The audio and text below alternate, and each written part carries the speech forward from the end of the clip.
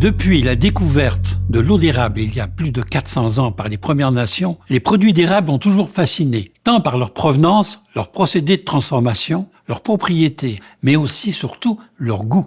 Mais au Québec, nous avons la chance de pouvoir mettre la main sur les produits dérivés comme la tire d'érable, le beurre d'érable et le sucre d'érable, ce qui n'est pas toujours le cas ailleurs.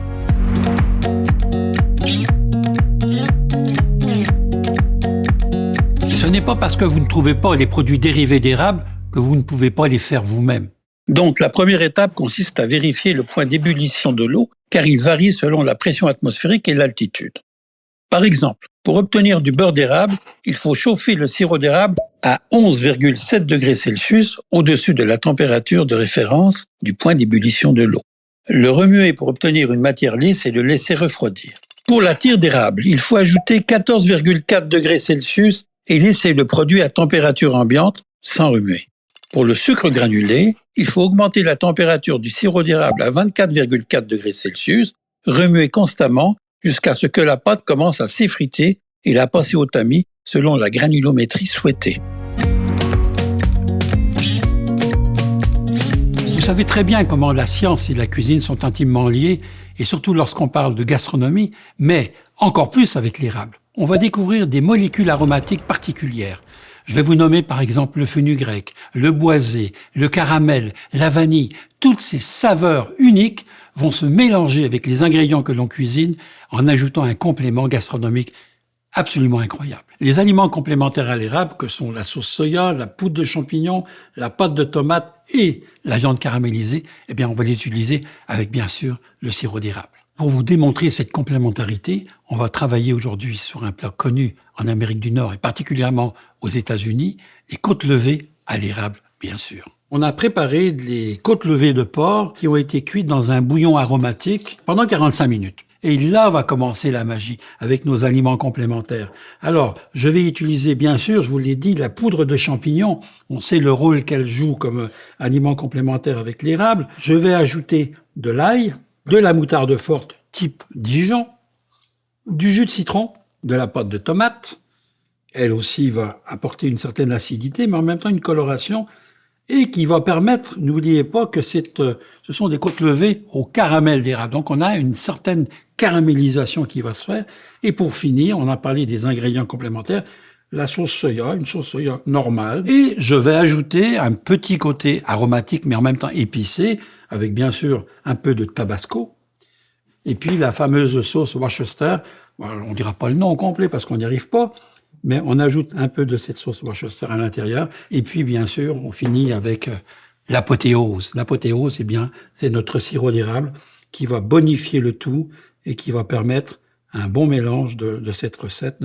Et là, on va tout simplement plonger à l'intérieur nos côtes levées, comme ceci. Le sirop d'érable va vraiment changer la caractéristique de la recette parce qu'il va ajouter son côté sucré, son côté caramel, son côté boisé à l'intérieur de la recette, ce qui va faire toute la différence. Ça s'en va dans le four. Alors voilà, c'est prêt, 400 degrés, 15 minutes, 15-20 minutes. Et puis là, on va avoir nos côtes levées. On va sortir côtes levées. Et voilà le résultat. Nous avons une très jolie caramélisation, donc ça donne un peu ce qu'on appelle l'effet Maillard, ce petit goût caramélisé qu'on a déjà dans l'érable mais qui va s'accentuer à la chaleur. Et puis, vous allez avoir une texture fort agréable, donc on peut même découper à la fourchette, imaginez-vous. Donc, un pur régal, bon appétit. Alors, les épices. Savez-vous que les épices jouent un rôle prépondérant dans toutes les associations culinaires avec l'érable? Pour ma part, j'en utiliserai partout. Alors, je parlais des épices, mais aussi des aromates, c'est un complément. Et ce qui est intéressant, c'est que, par exemple, au Québec, on va retrouver les épices de la forêt boréale. Je pense au méric baumier, le poivre des dunes, le massisme aussi qu'on peut retrouver, certaines genièvres aussi qu'on va utiliser, par exemple, pour la confection du gin. Ceci dit, on va retrouver dans la cuisine internationale les épices particulières. Je parle du clou de girofle. On va retrouver, bien sûr, encore là, dans la culture alimentaire québécoise, dans les tourtières, les crotons et ainsi de suite. L'anis étoilé, qui va apporter cette saveur un peu anisée. Le curcuma, dont on donne des bienfaits tous les jours au niveau de la santé, antioxydants. La coriandre en graines, qui elle aussi va adoucir un plat. Le poivre, évidemment, fait partie de ces grandes épices. Le gingembre, Bien sûr, ce gingembre qui va apporter ce petit côté asiatique, mais en même temps aussi qu'on va retrouver en Afrique du Nord, la cannelle, le bâton. Moi, je vous donne une idée, mettez-le, essayez-le dans une salade d'orange à l'érable avec de la menthe, un bâton de cannelle, c'est fabuleux. La muscade. Puis pour terminer, l'épice reine, le safran. Et toutes ces épices mises ensemble avec l'érable, ça donne un résultat vraiment fabuleux. Aujourd'hui, on va cuisiner, devinez, le couscous, ce plat magique, ce plat unique d'Afrique du Nord qu'on va retrouver au Maroc, bien sûr, mais pas juste, on va le retrouver en Tunisie et on va le retrouver aussi en Algérie avec des variantes d'épices et quelquefois même, on peut dire, de goût. Donc, nous, ce qu'on a voulu faire, et dans cette cuisine internationale, c'est d'associer ces recettes établies avec un bouillon spécifique.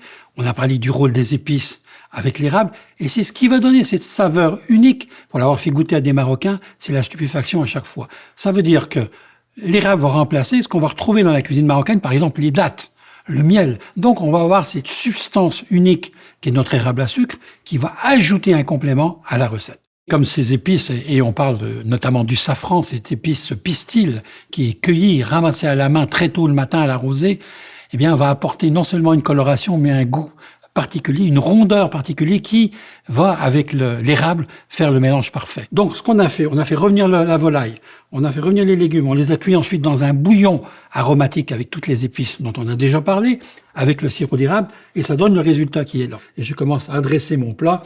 Vous allez voir que ça fait non seulement un joli effet au niveau de la décoration, mais c'est absolument très subtil, surtout quand on ajoute les légumes pour aller chercher la coloration, pour aller chercher la couleur et aller chercher ce mélange donc qu'on a entre les légumes, le safran, les épices et le bouillon, et bien sûr, ajouter, il ne faut pas l'oublier, on ajoute des pois chiches. Là, je termine donc ce plat absolument fabuleux en arrosant de ce bouillon, vous l'ajoutez tout autour sur votre plat, abondamment, et vous allez avoir ce mélange d'épices, d'érable, qui nous donne ce plat fabuleux, couscous à la marocaine.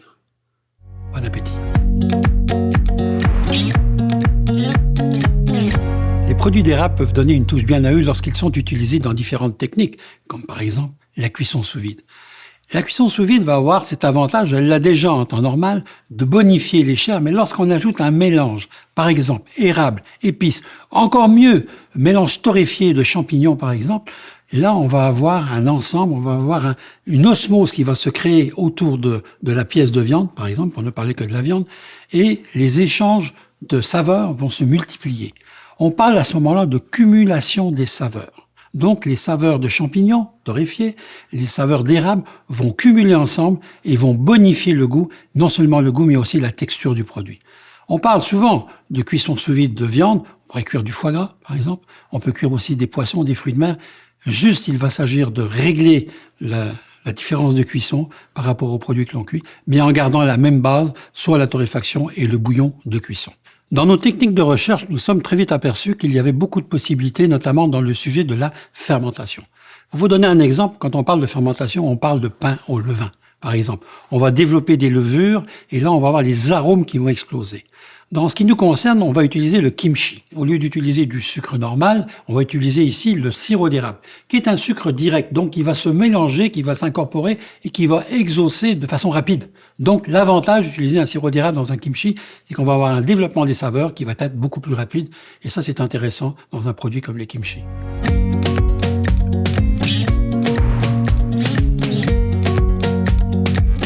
Bien sûr, sur les 5 continents, on va utiliser des sucres qui sont complètement différents les uns des autres, mais on n'utilisera jamais assez l'érable pour faire des marinades, pour faire des sauces aigres douces, par exemple, qu'on va retrouver avec le gibier. Donc, je pense à l'Allemagne notamment, qui a une région très riche en gibier, avec le poivre, le vinaigre et l'érable. C'est magnifique.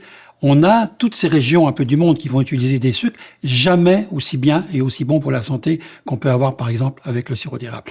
Ce qui est intéressant dans notre recette aujourd'hui, qui parle de l'Australie, et il y a une profusion de crustacés et de poissons.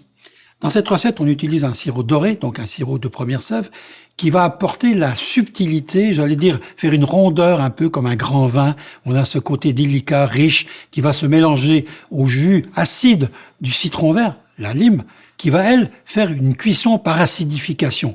Alors, pour la recette de ceviche, on va utiliser ici donc le citron vert. On a déjà mis quelques citrons que je presse fraîchement. On va ensuite ajouter des ingrédients qui vont constituer le ceviche. On parle d'oignons rouges ou d'oignons roses, comme vous voulez. On parle de poivrons jaunes qui ont été découpés en tout petits dés, comme ça. On parle de tomates en dés également. Ensuite, on va ajouter une pointe d'ail, un peu d'ail, parce que ça va, là encore, adoucir mais en même temps rehausser le mélange. Du piment, un mélange de persil et de coriandre en feuilles. Un filet d'huile d'olive, parce que l'huile d'olive va être, ça aussi, va adoucir ce plat. Et on va terminer, bien sûr, avec notre beau sirop doré à l'intérieur que je verse sur nos crevettes, qui sont des crevettes tigrées. Donc je mélange le tout bien comme il faut et je vais le mettre au réfrigérateur pendant 1 heure. Et bien voilà, ce ceviche de crevettes à l'érable qui j'espère a reçu vous satisfaire et vous permettra aussi de faire comme moi, de visiter la planète en saveur avec le sirop d'érable. Ce cursus 301 eh bien, se termine aujourd'hui. Osez l'érable, osez l'utiliser de toutes les façons dans vos restaurants, dans vos cuisines. Essayez des recettes et vous allez voir, vous allez vous en porter mieux. Le bonheur est dans l'assiette, n'oubliez jamais.